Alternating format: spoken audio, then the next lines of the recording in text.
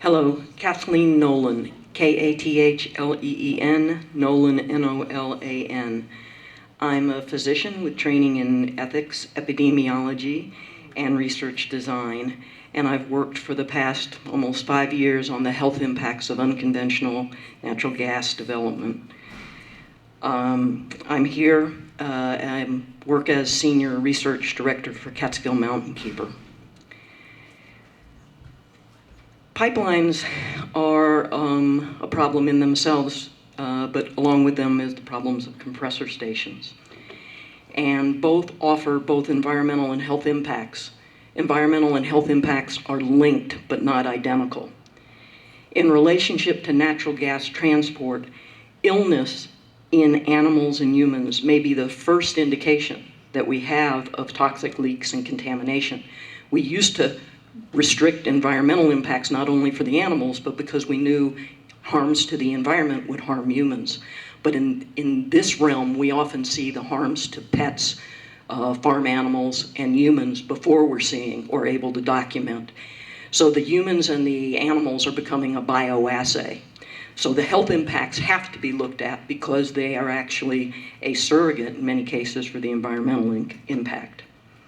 There's existing research on compressor station and pipelines that document many of those health impacts: noise and lighting, diesel contaminants from the diesel-powered engines, the release of methane as a greenhouse causing greenhouse gas, and volatile organic compounds, formaldehyde, and others. But I want to speak more about radon, and if I run out of time, I'd like a chance to come back about it. Radon in Marcellus Shale is very high. Radon and its decay products, I believe, are a hazard for workers on the pipelines as they build up in these pipes. And the prior research on radon, I don't believe, has adequately documented the levels of the radon. So I'd like to see some independent testing on that.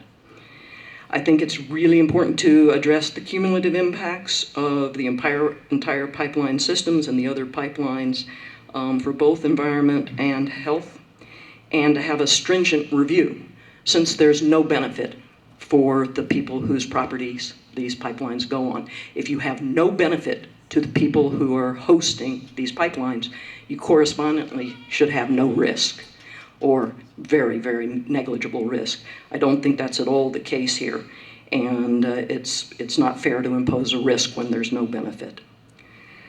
The Rensselaer County has indicated that it's going to be asking for stricter review from the Department of Environmental Conservation in New York.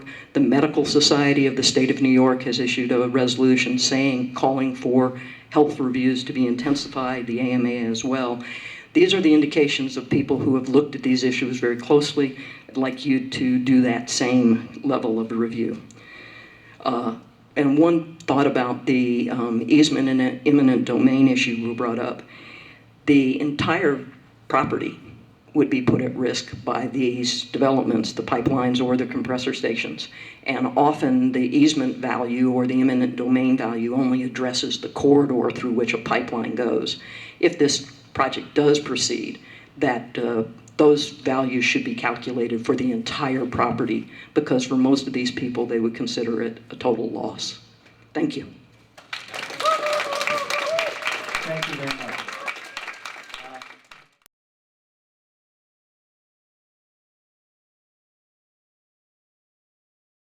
Anyone else have any? Ma'am, you want to come up?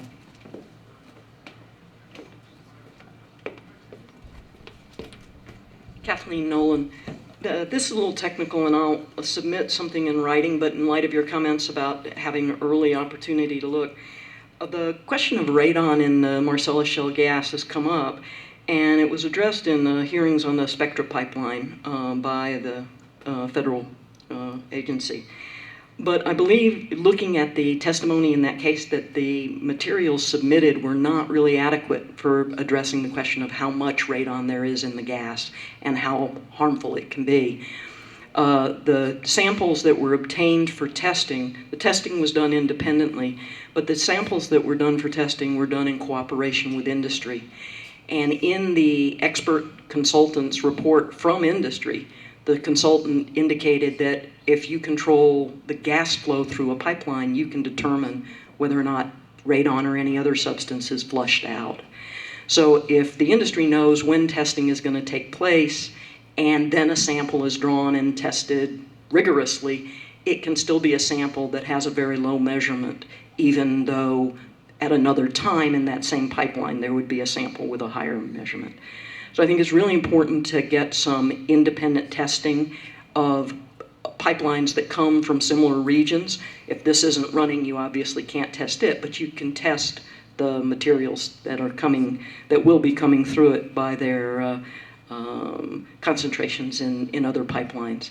And the radon decays over a period of 3 days. So if you measure the radon, you may not see a problem downstream. But the decay products have extremely long half-lives and are radioactive.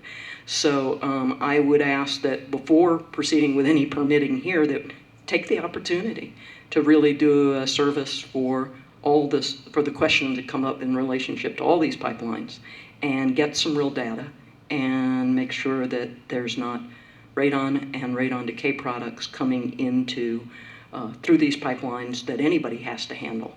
It's particularly a problem if the workers are exposed to the interior of the pipelines. But if there are leaks, then there can be deposits on soils and nearby. And if there are explosions and ruptures, then you can have those materials going everywhere. So thank you. Thank you very much.